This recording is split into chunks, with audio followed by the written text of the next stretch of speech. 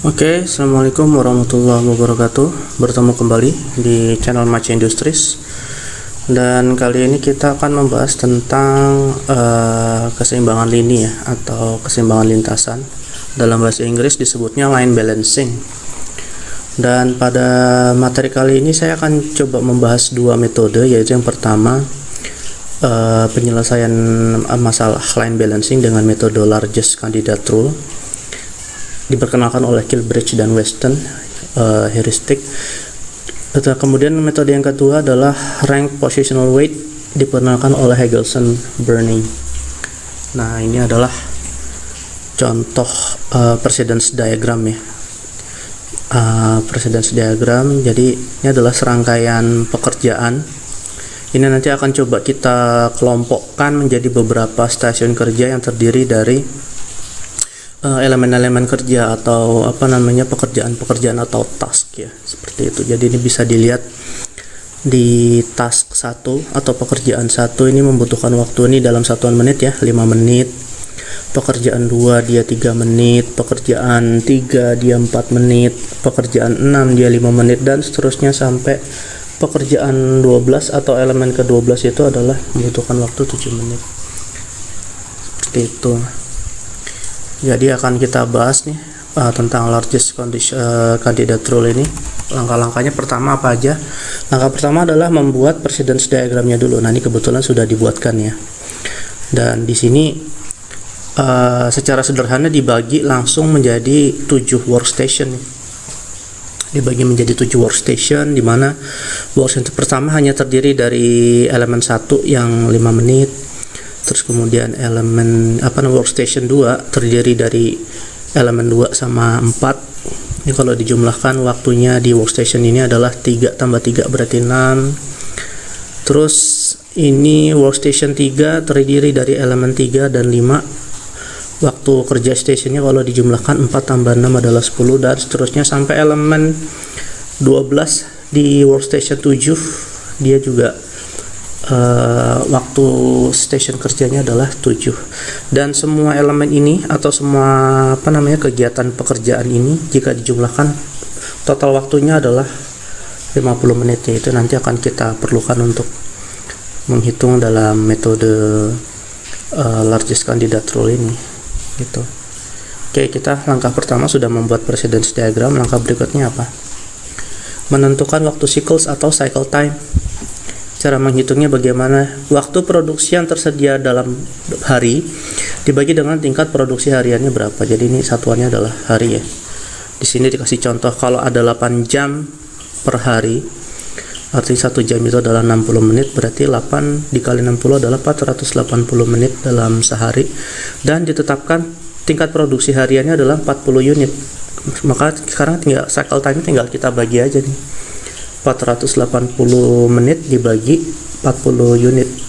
Jadi produksi 1 unitnya adalah sekitar 12 menit ya. 12 menit untuk menciptakan 1 unit produk. Itu adalah cycle time-nya. Oke, berikutnya kita akan menentukan berapa jumlah station kerja atau workstation-nya. Nah, jadi minimum jumlah workstation-nya atau station kerja itu cara menghitungnya adalah waktu total seluruh task dibagi dengan CT. Waktu total seluruh task tadi kita sudah hitung ya. Ini berapa? 50 menit kan ya? 50 menit, dan kita juga sudah menghitung CT-nya tadi yang 480 dibagi 40 hasilnya adalah 12 menit per unit. Maka dari 50 dibagi 12 adalah sekitar 4,16, atau kita bulatkan menjadi 5. Minimum harus ada 5 stasiun kerja, itu idealnya seperti itu. Nah, terus ini coba kita lihat. Tadi precedence diagram ini kan secara sederhana kita bagi 7 nih. Ya kan, nih kita membuat tabel ini kita bagi 7. Workstation 1 isinya cuma 1 dan dia waktu stationnya 5 menit. 5 menit. Workstation 2 ada 2 dan 3. 2 dan 4. Dan jumlah waktu stationnya adalah 3 tambah 3 adalah 6. Kemudian workstation 3 ada elemen 3 dan elemen 5. 3 dan 5, dan ketika jumlahkan waktu kerjanya 4 tambah 6 adalah 10. Workstation 4 cuma ada si elemen 6 dan waktunya adalah 5, dan seterusnya sampai workstation 7 yang isinya hanya ada elemen 12 dan waktu workstationnya adalah 7 karena dia hanya sendirian ya. Oke. Langkah ketiga adalah penempatan elemen kerja. Nah, di sini kita akan coba menghitung elemen-elemen pendahulunya seperti apa dan bagaimana cara kita mendapatkan tabel ini. Coba kita lihat elemen 1 ini, jadi kita mengurutkan dari elemen 1 sampai ke elemen 12 ya. Elemen 1 karena dia paling pertama, maka dia tidak punya elemen pendahulu. Oke. Lanjut ke elemen 2. Elemen 2 sebelumnya ada elemen berapa? Ada elemen 1. Oke, jumlahnya berapa? 1. Oke, terus kemudian kita masuk ke elemen 3. Elemen 3 ada elemen pendahulunya berapa aja? Ada 1, ada 2. 1, 2. Berapa jumlahnya? 2, karena 1, 2 gitu kan. Nah, sekarang kita coba yang elemen 6. Elemen 6 ada berapa aja pendahulunya? Bisa lewat jalur ini, 1, 2, 3, baru ke 6, atau 1, 4, 5, 6 gitu kan. Jadi ada 5 elemen, 1, 2, 3, 4, 5 nih, 1, 2, 3, 4, 5. Jumlahnya elemennya 5, 1, 2, 3, 4, 5. Sekarang kita coba yang elemen 8. Elemen 8 jalurnya mana aja? Oh, bisa lewat 1, 2, 3, 4, 6, 7, 8 atau 1, 4, 5, 6, 7, 8. Tapi ada berapa elemen yang bisa sampai elemen pendahulu dari si 8 ini adalah 1, 2, 3, 4, 5, 6, 7 gitu ya. 1, 2, 3, nah ini ada 7 dan seterusnya sampai elemen 12 kita dapetin semuanya, maka kita bisa mendapatkan tabel ini. Oke, berikutnya perbaiki penempatan elemen kerja dalam stasiun kerja. Nah, tadi kan idealnya kita sudah menghitung tuh ya, minimum 5 gitu kan, padahal tadi secara sederhana kita langsung bagi ada 7 gitu. Sekarang kita bikin 5 gitu, kita bikin 5. Nah, sekarang coba kita lihat di sini. Kita sudah menghitung cycle time-nya tadi adalah 12 ya. Nih ya, 12. Kita usahakan dalam membuat workstation itu jangan lebih dari 12 menit gitu, maksimal 12 gitu. Makanya sekarang kita coba compose. Misalnya di sini station kerja 1 adalah gabungan dari elemen 1, 2, 3. 1, 2, 3 kita jumlahkan, 5 tambah 3 adalah 8, 8 tambah 4 12 ya kan, udah udah pas tuh sama cycle time-nya 12, berarti udah, jangan kita tambahkan lagi. Oke, selesai sampai di situ. Kita cari workstation 2. Ini 1, 2, 3 udah. Coba di sini, ini 3 tambah 6 9, 9 tambah 5 14, udah kebanyakan, berarti kita menggabungkan 4 dan 5 saja. 4 dan 5 kita jumlahkan 9, 3 tambah 6 9. Oke, ini udah jadi workstation 1, ini workstation 2. Berikutnya kita menjumlahkan mana lagi? Di sini kasih contoh 6, 7, 9, 10. 6, 7, 9, 10. 5 tambah 2 adalah 7, 7 tambah 1 adalah 8, 8 tambah 4 adalah 12. Jadi ini kita kelompokkan jadi workstation 3.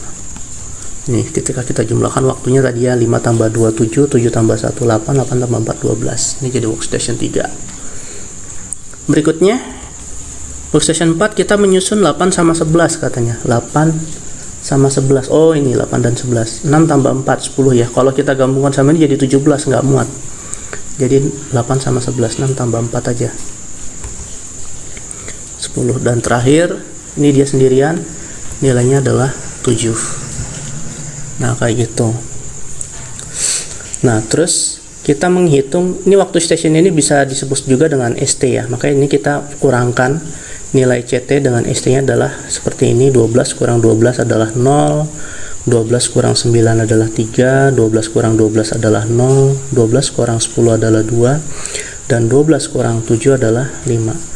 Nah, CT min ST ini kemudian dikuadratkan. 0 kuadrat adalah 0, 3 kuadrat adalah 9, 0 kuadrat adalah 0, 2 kuadrat adalah 4, 5 kuadrat adalah 25. Nah, ini kita jumlahkan. penjumlahan dari CT min ST dikuadratkan ini kita jumlahkan, hasilnya ada 38. Ini dipakai untuk apa? Nah, ini di bawahnya. Langkah kelima kita menghitung efisiensi lintasan dan smoothing index lintasan. Line efisiensi atau LE, jumlah waktu elemen tadi ini kita sudah menghitung. Ketika semua ke-12 elemen ini kita jumlahkan, hasilnya adalah 50 ya. Kemudian jumlah station kerjanya ada berapa? Ada 5 dikali waktu siklus. Waktu siklus tadi kita udah menghitung 12 dikali 100%. Nah, hasilnya berapa? 50. Ini adalah tadi jumlah waktu elemen, semua elemen 12, ada 12. Terus ini 5 adalah workstationnya. Ini adalah cycle time-nya. Ketika kita akan kalikan dengan 100%, hasilnya adalah 83,3%. Itu adalah line efisiensi. Terus kemudian menghitung smoothing index-nya adalah akar dari penjumlahan waktu siklus atau cycle time dikurang dengan waktu station kerja dikuadratkan. Nah, ini tadi makanya kita jumlahkan. Akar dari 38 ya. Akar dari 38 adalah 6,16. Nah, ini maksudnya apa? Persentase LE yang tinggi atau line efficiency yang tinggi ini menunjukkan efisiensi lintasan lebih baik dibandingkan dengan alternatif sebelumnya. Jadi tadi kan kita awalnya begini ya, 7 1 2 3 4 5 6 7, tapi setelah kita perbaiki dengan model kayak gini, cukup dengan 5 station aja dengan komposisi elemen seperti ini, itu apa namanya, akan menjadi menawarkan sebuah alternatif yang lebih baik seperti itu. Nah, terus kemudian smoothing index ini hasilnya adalah 6,16. Nilai SI-nya kecil, ini menunjukkan keseimbangan lintasan atau line balance yang lebih baik gitu. Artinya tuh deviasi antar stasiun kerjanya lebih kecil. Jadi kalau misalnya nilai LE-nya besar seperti ini, persentasenya berarti hasilnya bagus tuh. Dan ini semakin kecil nilai SI-nya berarti juga semakin bagus. Nah, itu adalah cara perhitungan atau metode dengan menggunakan largest candidate rule.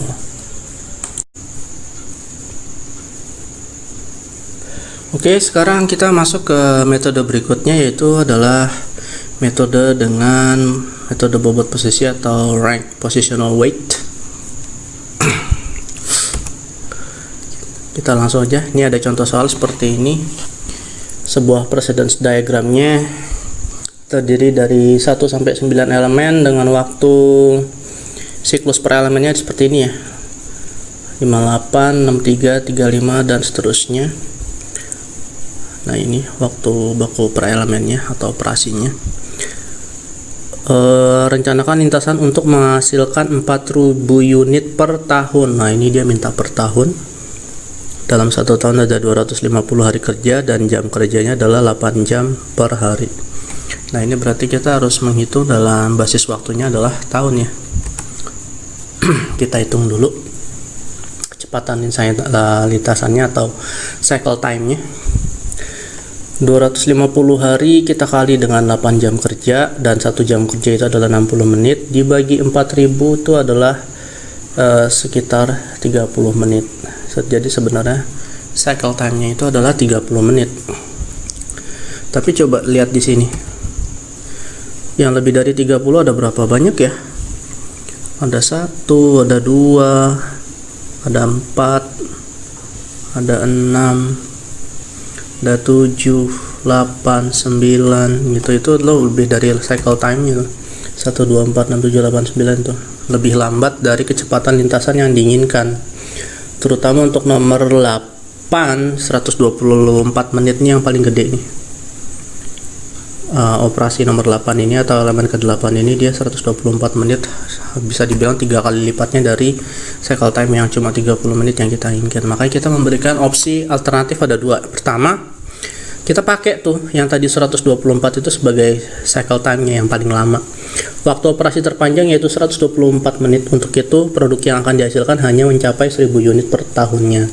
Disarankan untuk membuat 4 lintasan dengan waktu kerja 8 jam atau 2 lintasan dengan 2 shift kerja yang masing-masing bekerja 8 jam. Ini alternatif 1. Jadi kita pakai waktu terlama 124 menit tapi workstation-nya diatur 4 lintasan. Alternatif kedua, kecepatan lintasan 30 menit produk yang dihasilkan akan mencapai 4.000 unit per tahun sehingga hanya satu lintasan yang dibutuhkan dengan waktu kerja 8 jam. Tetapi untuk operasi nomor 1, 2, 6, 9 menggunakan 2 operator, sedangkan operasi nomor 8 menggunakan 4 operator karena dia waktunya paling lama kan. Makanya dia nggak cukup 1 operator nih. Harus dibikin 4 operator. Nah, kita pakai alternatif yang mana? Kita gunakan alternatif yang pertama aja. Langkah kedua, memindahkan jaringan kerja ke matriks keterdahuluan. Nah, jadi di sini kita bikin matriksnya ada 9 elemen. Ini coba kita lihat di elemen 1, apakah pendahulunya ada? Nggak ada, makanya di sini tulisnya 0 semuanya. Kalau ada nanti ditulis 1. Lanjut ke elemen atau operasi nomor 2. Pendahulunya ada si 1. Nih, si 1. Maka kita beri angka 1. Setelah itu ada lagi nggak ada, makanya nilainya 0 semuanya. Lanjut ke operasi atau elemen nomor 3. Pendahulunya hanya ada si 1 doang ya. 1, sisanya adalah 0 semuanya. Kemudian si nomor 4, pendahulunya ada 1, ada 2, makanya si 1 dinilai 1, 2 nilainya 1. Ada lagi nggak pendahulunya? Nggak ada, makanya nilainya adalah 0 semuanya. Yang si 5 juga gitu, pendahulunya ada berapa? Ada si 1, 3, ke 5 gitu ya. 2, 4, ke 5 enggak. Jadi cuma ada 1, 3, 5. 1, 3, dah, habis itu nggak ada lagi. Terus kemudian kita coba lihat misalnya di sini si 7. Nah, si 7 ini dia bisa lewat jalur ini 1, 2, 4 atau 1, 3, 5 ya kan. 1, 2, 4 pasti nilainya 1, 2, 4 atau lewat 1, 3, 5, 7. 1, 3, 5, nah 7, 6 tidak, sisanya adalah 0 semua. Nah, itu yang paling terakhir, elemen ke-9 atau operasi ke-9 otomatis akan melewati semua, atau elemen pendahulunya pasti semuanya ya gitu. Oke, sudah selesai kita bikin matriksnya. Ini adalah waktunya. Sekarang kita tinggal merubah, ganti tadi tuh angka-angka 1 ini dengan waktunya yang mereka miliki. Ini kan di sini angka 1-nya dari operasi kedua sampai operasi 9 nih ada angka 1-nya ya. Ya kita tinggal sesuaikan aja. 2 adalah 63, 3 adalah 27, 4 adalah 35, 5 adalah 26, sampai 9 adalah 62 gitu juga. Jadi yang ada angka 1-nya nih yang ada angka 1-nya ini disesuaikan dengan ini gitu. Misal angka 1-nya ada di sini si 8 berapa nilainya? 124. Ya berarti dia sepanjang ada angka 1-nya di sini dia akan ada nilainya 124. Kalau nggak ada angka 1-nya ya berarti nilainya 0 gitu. Jadi ini merupakan pengembangan atau evolusi dari ini. Angka-angka 1 ini diganti dengan angka-angka yang ada di sini gitu ya. Jadi kayak gini. Oke, nah di sini kita akan melihat nih, ketika ini kita jumlahkan secara horizontal begini, kita jumlahkan, akan kita dapat namanya bobot posisi gitu kan, weighted ranked positional weight gitu kan, bobot posisinya. Nah ini nanti kita akan coba urutkan dari yang paling besar sampai yang paling kecil, karena ini sebenarnya masih belum berurutan nih kan. Nomor 1 490, yang kedua terbesar berapa? 318 atau 334? 334 dulu kan, berarti 1, 3, 2, terus 4, 6, 5, 7, 8, 9. Nah ini hasil pengurutannya berdasarkan bobot posisinya ya. 1, 3, 2, 4, 6, 5, 7, 8, 9. Ini bisa dilihat setelah diurutkan berdasarkan bobot posisi seperti ini. Nah kemudian kita coba menghitung jumlah workstation minimumnya itu berapa. Seperti biasa kita hitung dari jumlah elemen ini, masing-masing elemen ini waktu stationnya, waktu penjumlahan semua elemen ini waktunya berapa. Ketika dijumlahkan hasilnya adalah 490 ya. Dibagi dengan cycle time-nya. Cycle time yang kita sepakat tadi adalah cycle time terlama, yaitu 124. 490 dibagi 124 adalah 3,95, atau kita bulatkan menjadi 4 stasiun kerja. Nah, ini kita rancang saat 4 stasiun kerja. Nah, ini nanti kita menyusun masing-masing stasiun kerja atau workstation ini, nilai ST-nya atau station time-nya itu tidak boleh lebih dari 124 ya. Maksimal pokoknya 124. Makanya di sini coba kita susun 134 dengan menjumlahkan waktunya 58 tambah 27 tambah 35 itu adalah 120, sedangkan cycle time-nya kan 124, jadi masih ada waktu menganggur 4 gitu. Di station kerja 2 atau workstation 2, dia terdiri dari elemen atau operasi 2 dan 6. 2 dan 6 menjumlahkan 63 dan 61 itu 124, pas, tidak ada waktu menganggur. Station kerja 3 ini menggabungkan 579, elemen 579, 26 tambah 34 tambah 62 itu adalah 122. Jadi masih ada 2 menit waktu menganggur dari 124 yang seharusnya. Dan stasiun kerja 4 itu cuma terdiri dari elemen 8 karena memang dia nilainya adalah 124, sama dengan nilai cycle time-nya ya, 124, makanya 0. Dan ketika kita jumlahkan, total waktu menganggurnya adalah 6 menit. Nah, cuma di sini stasiun kerja 1 nih waktu menganggurnya lumayan lama juga ya, padahal ada 2 stasiun lain nih, 2 dan 4 yang sebenarnya dia nggak ada waktu menganggur. Makanya ini harus kita lakukan namanya pemerataan ya, mempertukarkan operasi antar stasiun kerja agar waktu menganggur menjadi lebih berimbang. Jadi kita mencoba meratakan, jangan sampai ada waktu yang menganggur terlalu lama dibebankan kepada yang lain gitu. Makanya ini kita kompos ulang. Stasiun kerja 1 coba isinya 1 dan 2. 1 dan 2. 58 tambah 63 adalah 121. Waktu menganggur jadi 3. Tadinya 4 kan. Terus stasiun kerja 2 isinya 3, 4, 6. 3, 4, 6 jumlahkan 27, 35 dan 61 itu adalah 123. Jadi cuma 1 menit waktu menganggurnya. Stasiun kerja 3 itu ada 579 jumlahkan antara 26, 34 dan 62 itu adalah 122.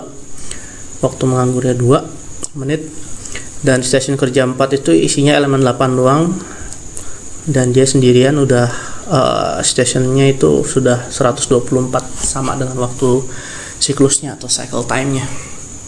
Nah, tabel ini kita rubah jadi gini ya, hampir sama bentuknya. Ada 4 station, elemennya 1, 2 nih, 3, 4, 6 579 maaf, dan stasiun kerja 4 itu isinya elemen ke-8. Nah, ini juga station time juga sama kayak tadi, 121, 123, 122, 124. Nah, hasil pengurangan antara cycle time dengan station time ini juga merupakan waktu menganggur yang tadi ya, 3120 hasil pengurangan ini. 124 kurang 121 hasilnya 3, 124 kurang 123 hasilnya 1, 124 kurang 122 nilainya 2, 124 kurang 124 adalah nilainya 0.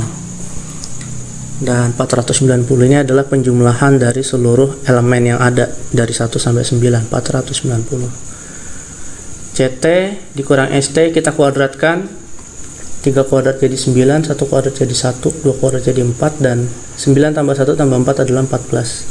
Nilai-nilai ini nanti akan kita pakai untuk menghitung line efisiensi sama smoothing index. Rumusnya seperti ini, line efisiensi. Jumlah waktu elemennya tadi berapa? Dari total 1 sampai 9 elemen adalah 490 ya, dibagi jumlah stasiun kerja tadi terakhir yang kita bikin 4, dan waktu siklusnya 124 dikali 100%, maka hasilnya adalah 98,79%, hampir 100%. Ini berarti nilainya bagus sekali. Kita hitung smoothing index-nya adalah akar dari penjumlahan jumlah waktu situs kurang waktu stasiun kerja dikuadratkan. Nah, ini yang tadi di tabel yang kita kerjakan, CT dikurang XT dikuadratkan. Ini hasilnya kita jumlahkan, hasilnya adalah 14. Akar dari 14 adalah 3,74. Persentase nilai LE-nya tinggi, hampir 100%. Ini menunjukkan efisiensi litansi yang sangat baik. Nah, kalau smoothing index itu sebaliknya, semakin kecil nilainya itu berarti semakin bagus. Nilai SI-nya juga kecil, ini menunjukkan keseimbangan lintasan yang baik. Artinya deviasi antar stasiun kerja itu kecil. Gitu. Jadi nanti bisa dibandingkan tuh metode yang sebelumnya dengan metode yang sekarang.